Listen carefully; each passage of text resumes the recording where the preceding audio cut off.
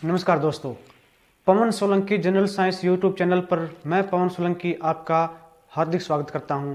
आज का हमारा टॉपिक रहेगा केंद्रक।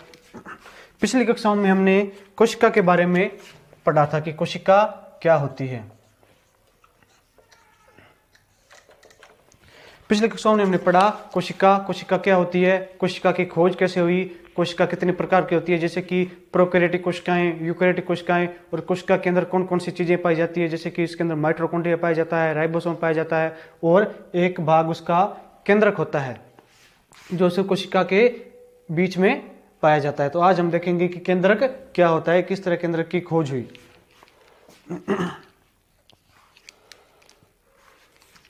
देखिए, मानव शरीर के अंदर होने वाली मानव शरीर के अंदर होने वाली सभी जैविक क्रियाओं का कहीं न कहीं मुख्य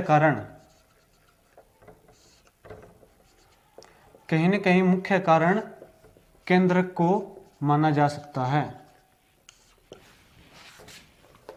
मानव शरीर के अंदर होने वाली क्रियाओं का कहीं न कहीं मुख्य कारण केंद्रक को माना जा सकता है। कोशिका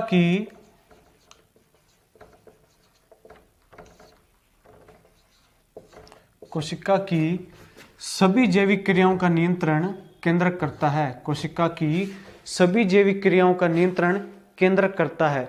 इसी कारण केंद्रक को कोशिका का नियंत्रण कक्ष अथवा कंट्रोल रूम कहा जाता है। इसी कारण केंद्रक को कोशिका का नियंत्रण कक्ष या कंट्रोल रूम कहा जाता है।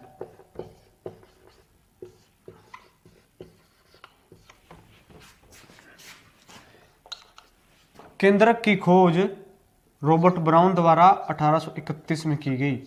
केंद्रक की खोज रॉबर्ट ब्राउन द्वारा 1831 में की गई थी। इसके बाद हम पढ़ेंगे केंद्रक की परिभाषा।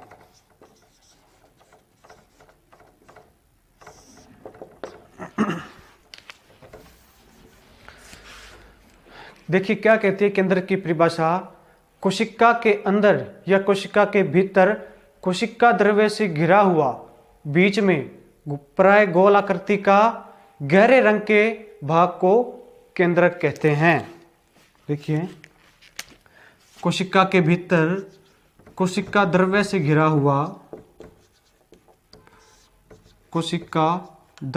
घिरा हुआ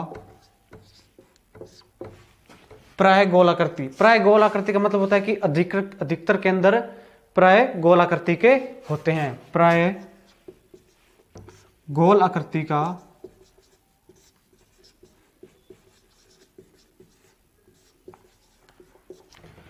गहरे रंग के विशेष भाग को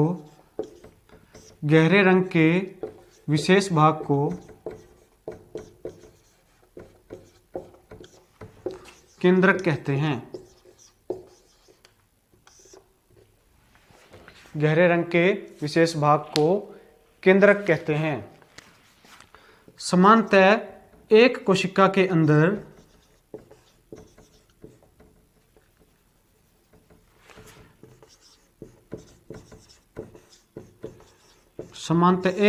अंदर एक ही केंद्र पाया जाता है। सामान्यतः, लेकिन कुछ पौधों की कोशिकाओं में एक से अधिक केंद्र भी पाए जाते हैं। कुछ पौधों की कोशिकाओं में एक से अधिक केंद्रक भी पाए जाते हैं। इनमें से जैसे कि कुछ शैवाल होते हैं, कुछ कवक, कुछ प्रोटोजोआ।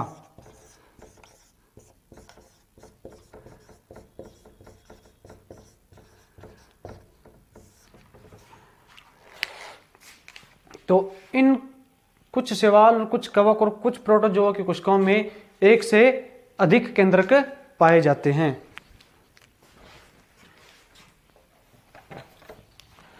देखिए, जिन पौधों की या जिन कोशिकाओं में एक से अधिक केंद्र पाया जाता है उन्हें सिनोसाइट्स कहते हैं, सिनोसाइट्स। और जिनमें केंद्रक नहीं पाया जाता उसे एन्यूक्लिएटेड कहते हैं, जैसे कि आरबीसी। आरबीसी के अंदर केंद्रक नहीं पाया जाता। देखिए, जिनकी कोशिकाओं में एक से अधिक केंद्र पाया जाता है, जिन कोशिकाओं में एक से अधिक केंद्रक पाया जाता है उन्हें सिनोसाइट्स कहते हैं, उन्हें सिनोसाइट्स। और जिनमें एक भी केंद्रक नहीं पाया जाता, जिसमें केंद्रक उपस्थित नहीं होता, उन्हें एन्यूक्लिएटेड कहते हैं, एन्यूक्लिएटेड।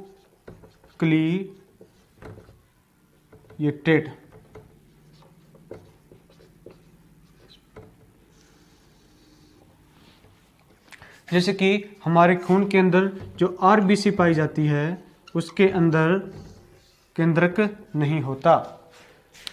देखिए केंद्रक की आकृति। केंद्र की आकृति मुख्य या तो गोलाकार होगी या चपटाकार होगी या अंडाकार होगी। हम कह सकते हैं कि केंद्रक किस किस आकृतियों में हो सकता है। केंद्रक की आकृति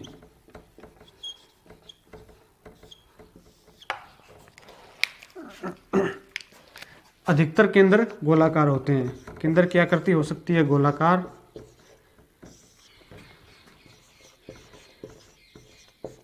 अंडाकार, चपटाकार या सेब के बीज की तरह भी इसकी आकृति होती है।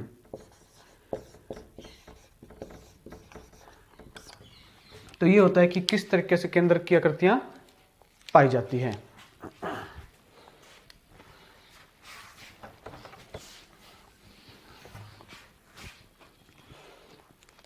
अब हम आगे देखेंगे केंद्रक का नामांकित चित्र।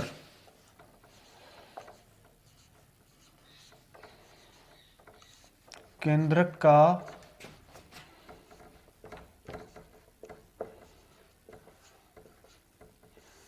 नामांकित चित्र।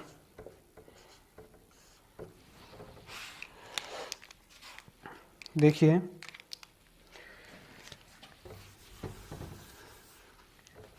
केंद्रक के सबसे पहले केंद्रक में एक झिल्ली पाई जाती है।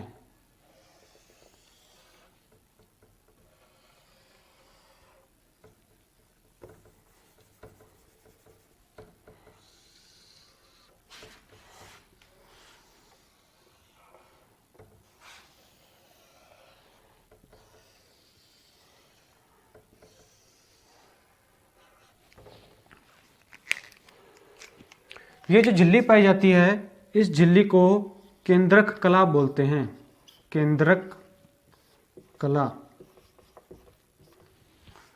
और ये जो खालिस्तान होते हैं इसे बोलते हैं, या ये जो झिल्ली के बीच में स्पेस पाया जाता है, खाली जगह पाई जाती है, उसे बोलते हैं केंद्रक छिद्र।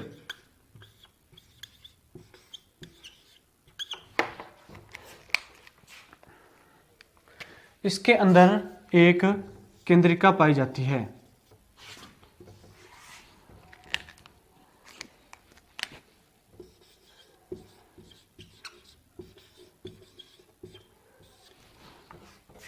केंद्रक के अंदर, जैसे कोशिका के अंदर कोशिका द्रव्य होता है, उसी तरीके से केंद्रक के अंदर केंद्रक द्रव्य होता है।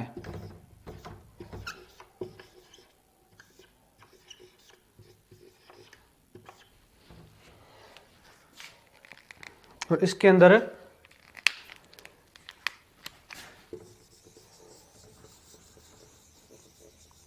इस तरीके से क्रोमेटिन तंतु पाए जाते हैं। ऐसी धागे नुमा संरचना टाइप क्रोमेटिन तंतु पाए जाते हैं।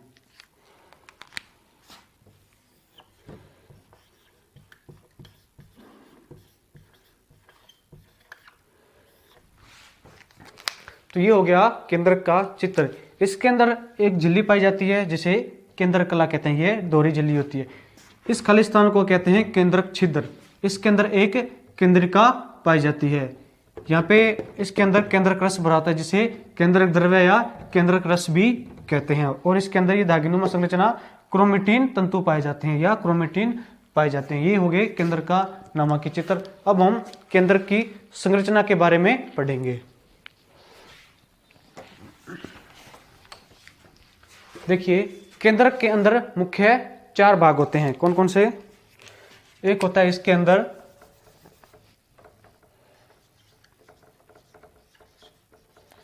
केंद्रक द्रव्य, एक होती है इसके अंदर केंद्रिका,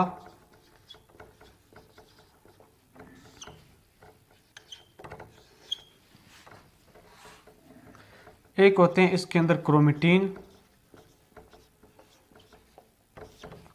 और एक होती है इसके अंदर केंद्रक कला।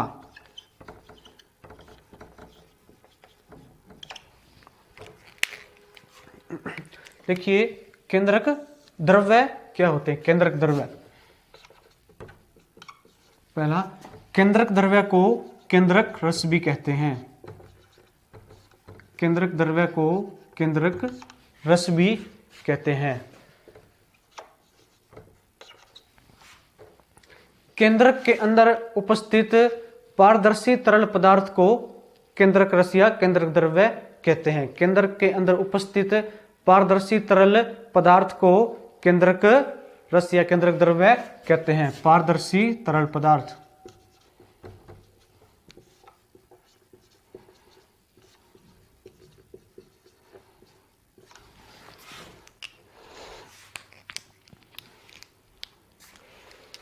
देखिए, केंद्रक रस के अंदर, इसके अंदर डीएनए, आरएनए,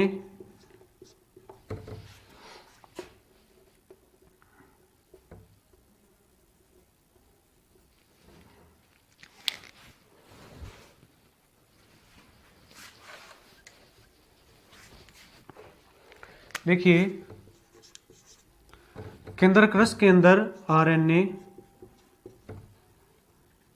डीएनए, क्रोमेटिन व गुणसूत्र पाए जाते हैं। तो ये होगी केंद्रक रस के बारे में बातें। अब हम देखेंगे कि केंद्रिका क्या होती है। केंद्रिका,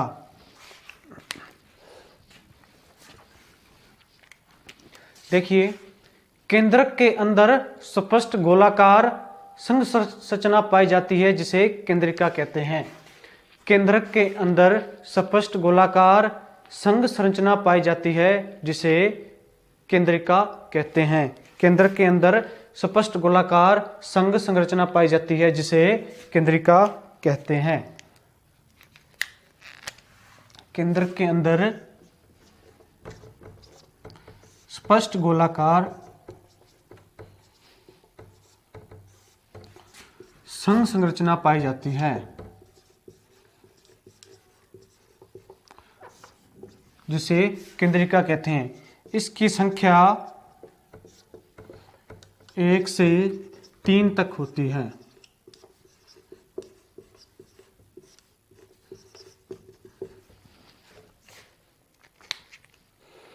ये होगी इसकी केंद्रिका के बारे में जानकारी। अब हम देखेंगे कि क्रोमेटिन क्या होते हैं।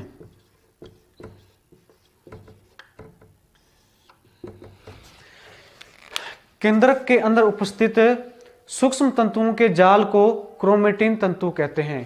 केंद्रक के अंदर उपस्थित सूक्ष्म तंतुओं के जाल को क्रोमेटिन तंतु कहते हैं। केंद्रक के अंदर उपस्थित सूक्ष्म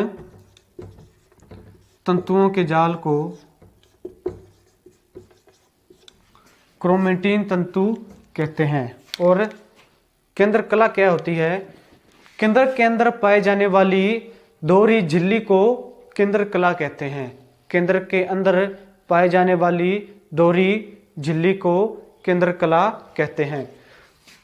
केंद्र के अंदर पाए जाने वाली दोहरी झिल्ली को केंद्र कला कहते हैं। ये है केंद्र कला की परिभाषा। तो ये हमने केंद्र की संरचना के बारे में पढ़ा।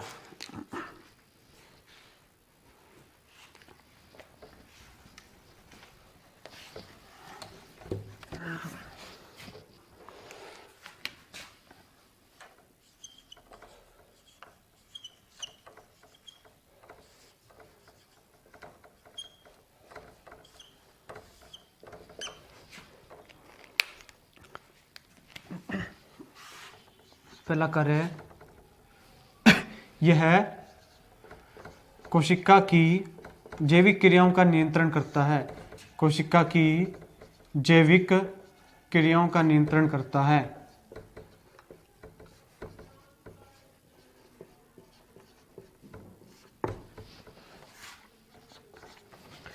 केंद्रक के अंदर आनुवंशिक पदार्थ पाया जाता है जो लक्षणों को एक पीढ़ी से दूसरी पीढ़ी तक ले जाता है। इसके अंदर आनुवंशिक पदार्थ पाया जाता है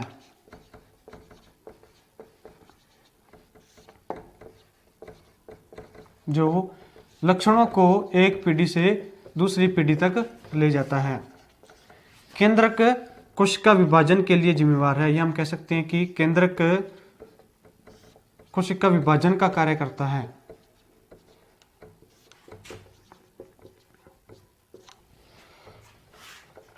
देखिए, केंद्रक के अंदर आरएनए पाया जाता है, डीएनए पाया जाता है और प्रोटीन पाया जाता है। इसके अंदर आरएनए पाया जाता है 10%, डीएनए पाया जाता है 5% और प्रोटीन पाया जाता है 85%।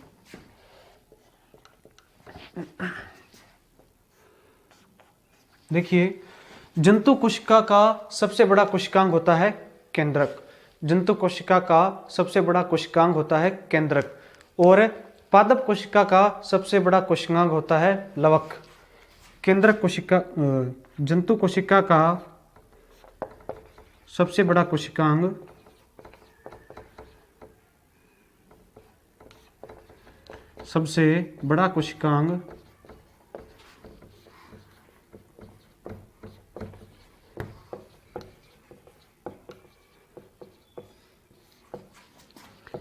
केंद्रक होता है और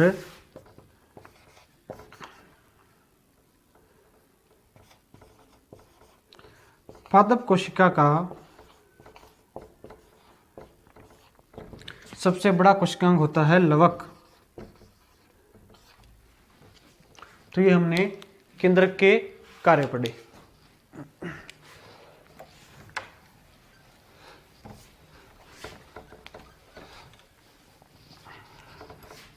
गुणसूत्र के बारे में पढ़ेंगे कि गुणसूत्र क्या होते हैं। देखिए, गुणसूत्र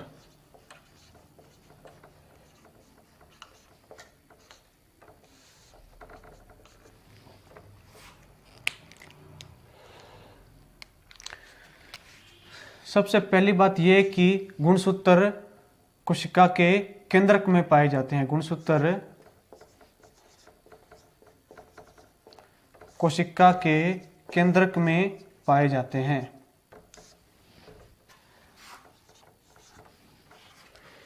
केंद्रक के अंदर उपस्थित धागेनुमा संरचना को गुणसूत्र कहा जाता है। या कह सकते हैं कि कोशिका के केंद्रक में उपस्थित धागेनुमा संरचना को गुणसूत्र कहा जाता है। केंद्रक में उपस्थित धागेनुमा संरचना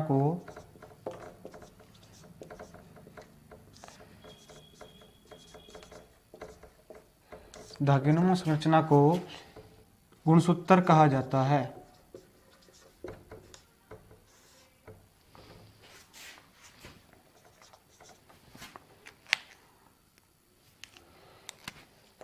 गुणसूत्र की खोज स्ट्रोगन्स स्टारबर्गर ने की थी।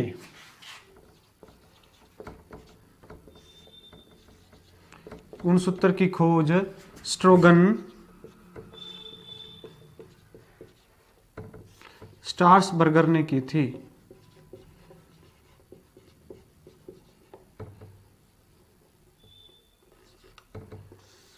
गुणसूत्र की खोज स्ट्रोगन स्ट्रासबर्गर ने की थी और गुणसूत्र नाम वोल्डेयर ने दिया था। देखिए क्वेश्चन अलग अलग आ सकता है कि गुणसूत्र की खोज किसने की, स्ट्रोगन स्ट्रासबर्गर,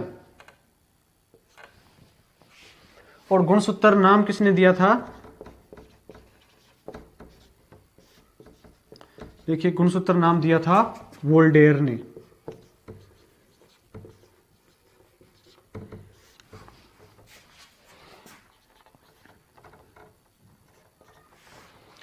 सभी जीवों के अंदर गुणसूत्र की संख्या अलग अलग होती है। सभी जीवों के अंदर गुणसूत्र की संख्या अलग अलग होती है।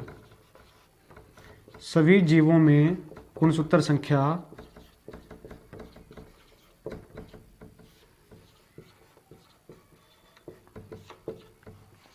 अलग अलग होती है। देखिए मनुष्यों के अंदर 46 गुणसूत्र पाए जाते हैं जो कि जोड़ों के रूप में पाए जाते हैं, यानी एक जोड़े के अंदर 2 गुणसूत्र। तो कितने जोड़े हो गए, 23 या 23 जोड़े। मानव के अंदर या मनुष्य के अंदर 46 गुणसूत्र पाए जाते हैं जो कि जोड़ों के रूप में पाए जाते हैं।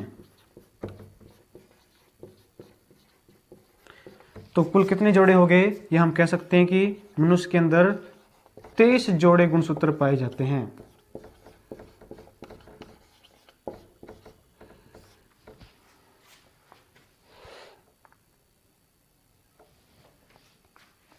देखिए नर के अंदर 44 + XY गुणसूत्र पाए जाते हैं और मादा के अंदर 44 + XX गुणसूत्र पाए जाते हैं। नर के अंदर 44 + XY गुणसूत्र पाए जाते हैं और मादा के अंदर 44 + XX गुणसूत्र पाए जाते हैं।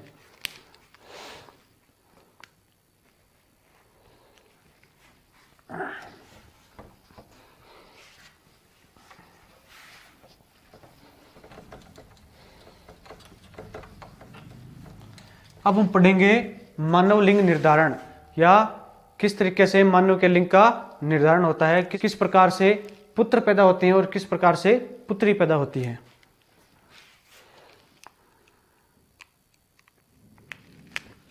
देखिए मानव लिंग निर्धारण,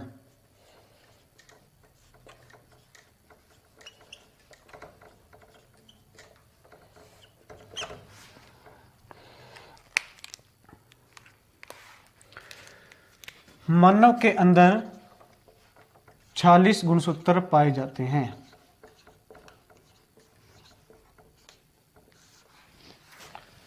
और हम कह सकते हैं कि 23 जोड़े गुणसूत्र पाए जाते हैं।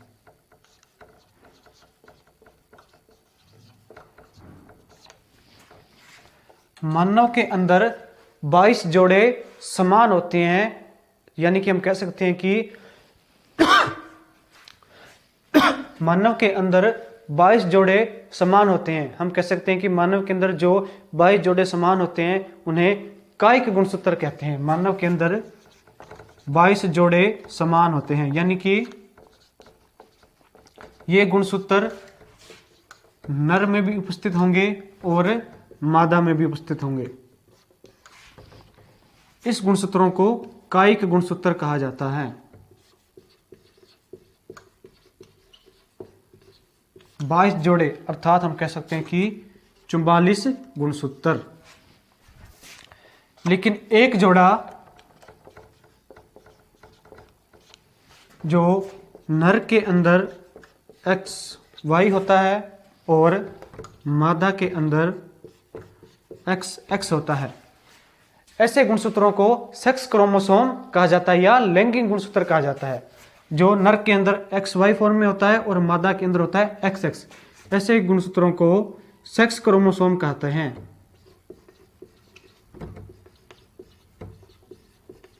या लैंगिक गुणसूत्र।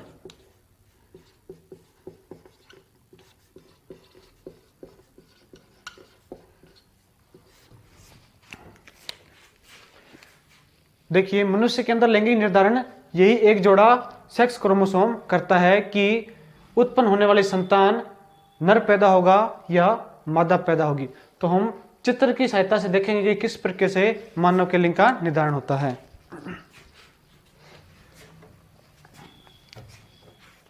तो हम चित्र के अनुसार देखेंगे कि किस प्रकार से मानव लिंग निर्धारण होता है।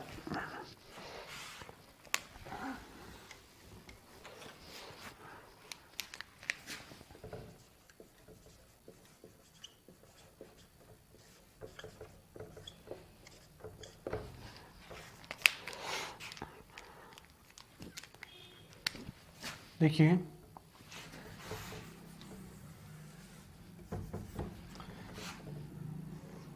सबसे पहले लेते हैं हम जनक।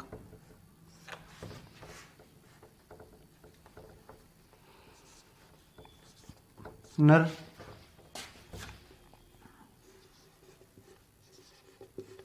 मादा।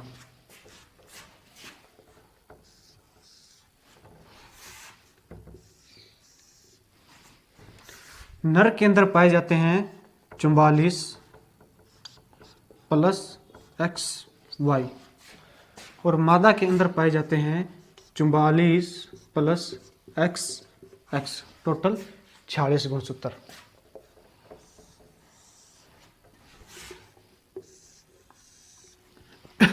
इसके बाद में इसका होता है अर्धसूत्री विभाजन।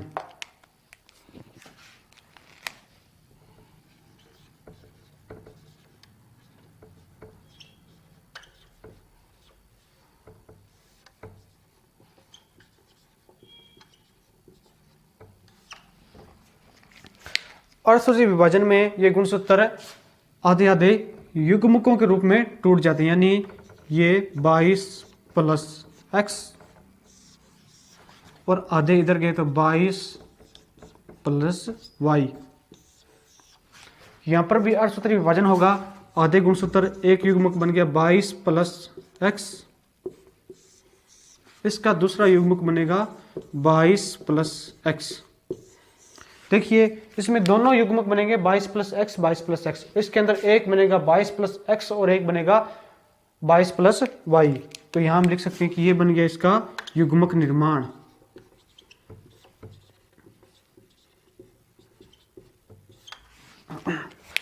अब इन दोनों के बीच में होगा क्रॉस, या हम लिख सकते हैं कि निषेचन।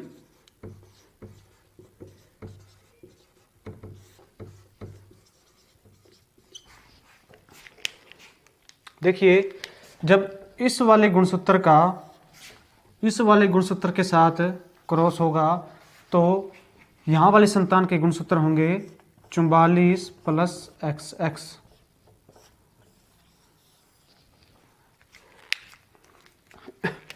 जब इस वाले गुणसूत्र का इसके साथ होगा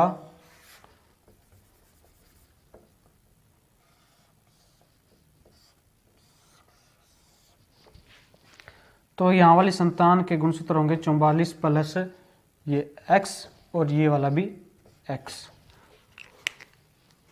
जब इसका क्रॉस इस गुणसूत्र के साथ होगा तो यहाँ पर होने वाले संतान के गुणसूत्र होंगे 44 प्लस, इसको ऐसे लिखेंगे x और एक y।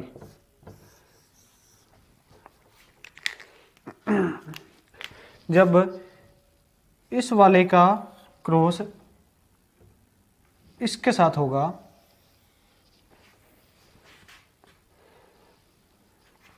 तो यहां वाले के होंगे 44 प्लस एक्स वाई। देखिए पहले एक को उठाइए, इन दोनों के साथ क्रॉस कर दीजिए, फिर इसका उठाइए, इन दोनों के साथ क्रॉस कर दीजिए और यहाँ पर आने वाले गुणसूत्र लिख लें। तो देखिए यहाँ पे होने वाले संतान के गुणसूत्र होंगे 44 प्लस एक्स एक्स। तो यहाँ वाली जो संतान पैदा होगी वो लड़की पैदा होगी या मादा।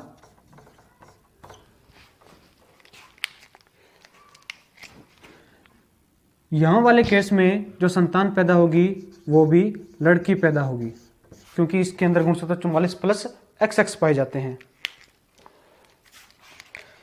यहाँ पर जो संतान पैदा होगी, देखिए यहाँ पर 44 प्लस XY, तो यहाँ पर जो संतान पैदा होगी वो पुत्र पैदा होगा। और यहाँ पर भी 44 प्लस XY है, तो जो संतान पैदा होगी वो पुत्र पैदा होगा। इस चार्ट के आधार पर हमने क्या निष्कर्ष निकाला कि कितने % की संभावना लड़के पैदा होने की और कितने % संभावना लड़का पैदा होने की या पुत्र होने की है। तो हम कह सकते हैं कि संभावना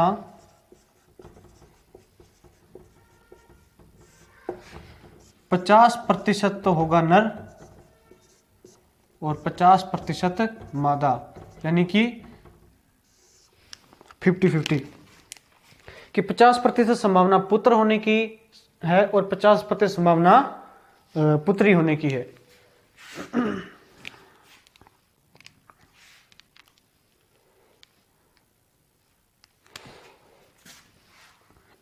नर और मादा, इसको हम कह सकते हैं जनक, और जो संतान पैदा होगी उसे बोलते हैं संतति। तो हम यहां लिख सकते हैं संतति।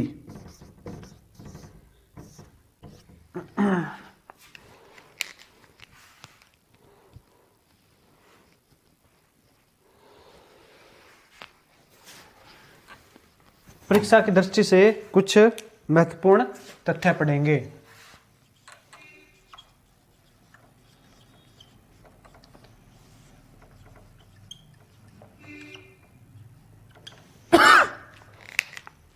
देखिए, केंद्रक की खोज रॉबर्ट ब्राउन ने की थी 1831 में। गुणसूत्र की खोज स्ट्रोगन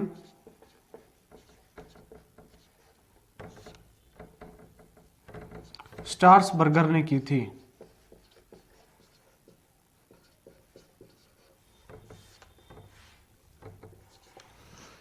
गुणसूत्र नामकरण वोल्डेयर ने दिया था।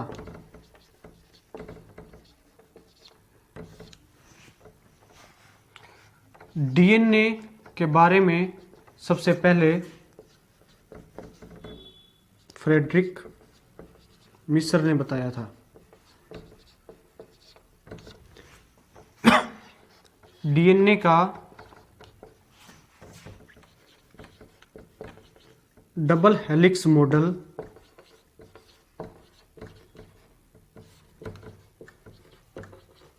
या दोहरी सर्पिलाकार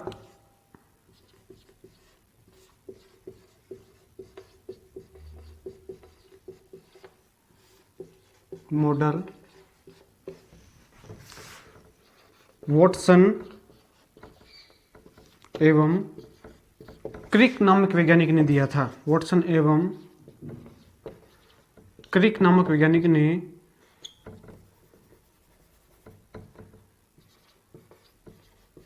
दिया था।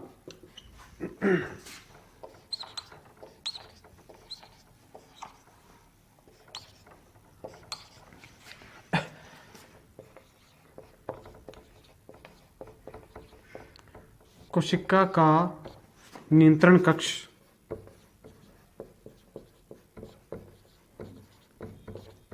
केंद्रक को कहा जाता है।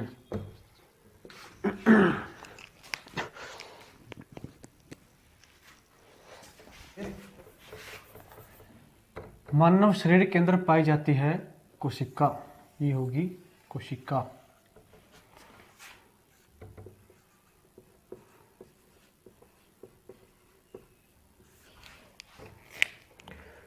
कोशिका के अंदर पाया जाता है केंद्रक।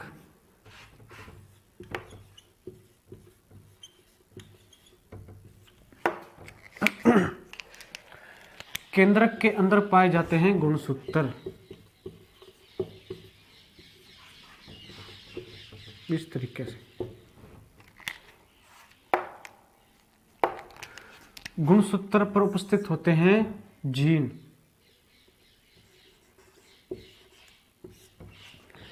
और इन जीनों पर होता है डीएनए।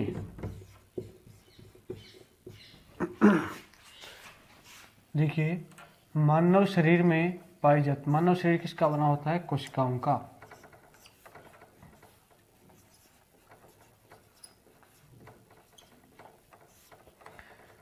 कोशिका के अंदर उपस्थित होते हैं केंद्रक।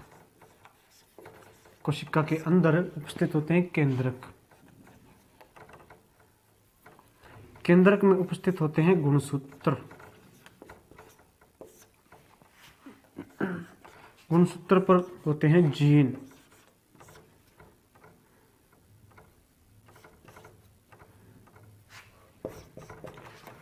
और जीन पर होते हैं डीएनए।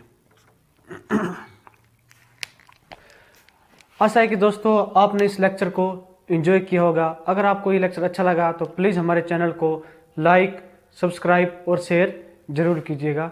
धन्यवाद।